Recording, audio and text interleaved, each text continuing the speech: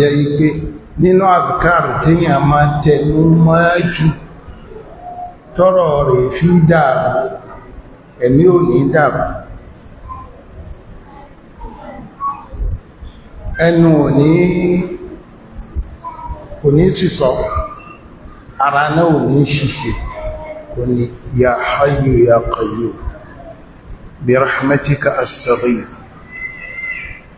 fala takilni ila nafsi tarfata ayn wasli li shani kullahu la ilaha illa ant. Sheikh Taqiyuddin Ibn Taymiyyah rahimahullah wasa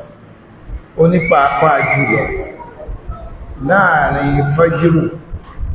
àti àsùbá kíkún fún ṣíṣe rẹ̀ ń gbogbo ìgbà ìmá ta ẹ̀mí jí tó jẹ́ pé ẹ̀mí èèyàn máa wà lórí òdodo ní gbogbo ìgbà. Àwọn àfáà kódà tí wọn ò gbá tiẹ̀